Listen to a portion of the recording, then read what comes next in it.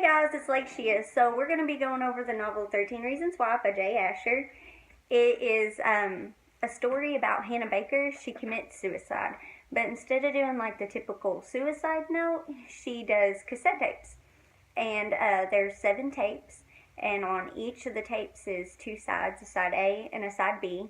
So there's 14 sides, but one of those are blank. So on each side is a person and a reason why they made her commit suicide. Hence the reason, 13 Reasons Why.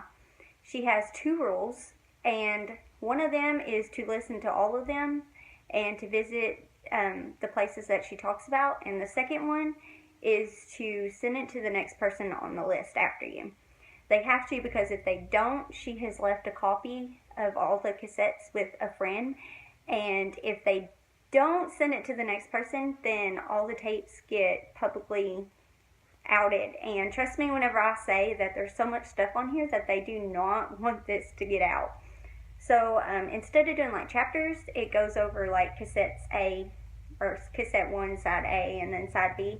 So I figured that we could go over the epilogue and yesterday, 1 hour after school. So let's do that. Sir, she repeats. How soon do you want it to get there? I rub 2 fingers hard over my left eyebrow. The throbbing has become intense. It doesn't matter, I say. The clerk takes the package. The same shoebox that sat on my porch less than 24 hours ago, rewrapped in a brown paper bag, sealed with clear packing tape, exactly as I had received it. But now addressed with a new name, the next name on Hannah Baker's list. Baker's dozen, I mumble. Then I feel disgusted for even noticing it. Excuse me? I shake my head. How much is it? She places the box on a rubber pad, then punches a sequence on her keyboard. I set my cup of gas station coffee on the counter and glance up at the screen. I pull a few bills from my wallet, dig some coins out of my pocket, and place my money on the counter. I don't think the coffee's kicked in yet, she says. You're missing $1. I hand over the extra $1, then rub the sleep from my eyes. The coffee's lukewarm when I take a sip, making it harder to gulp down. But I need to wake up somehow. Or maybe not. Maybe it's the best way to get through the day, half asleep. Maybe that's the only way to get through today. It should arrive at this address tomorrow, she says. Maybe the day after tomorrow. Then she drops the box into a cart behind her. I should have waited till after school. I should have given Jenny one final day of peace, though she doesn't deserve it. When she gets home tomorrow or the next day, she'll find a package on her doorstep, or if her mom or dad or someone else gets there first, maybe she'll find it on her bed. And then she'll be excited. I was excited. A package with no return address? Did they forget, or was it intentional? Maybe from a secret admirer? Do you want the receipt? The clerk says. I shake my head. The small printer clicks out one anyway. I watch her tear the slip across the serrated plastic and drop it into a wastebasket. There's only one post office in town. I wonder if the same clerk helped the other people on the list, those who got this package before me. Did they keep their receipt as a sick souvenir? Tuck them in their underwear drawers? Put them on cork boards?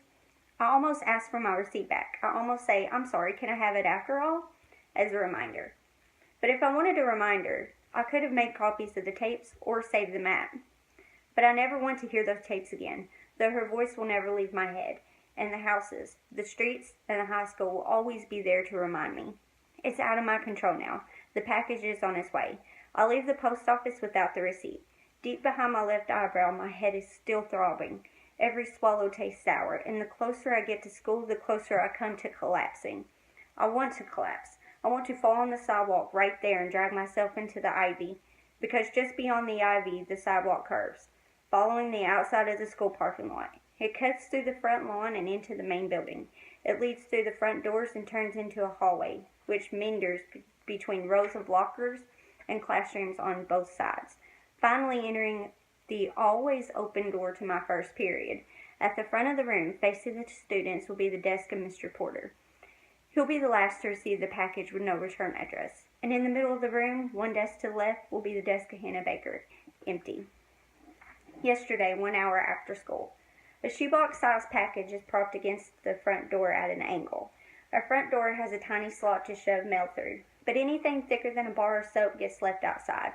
I hurried scribbled on the wrapping address of the package to Clay Jensen, so I pick it up and head inside.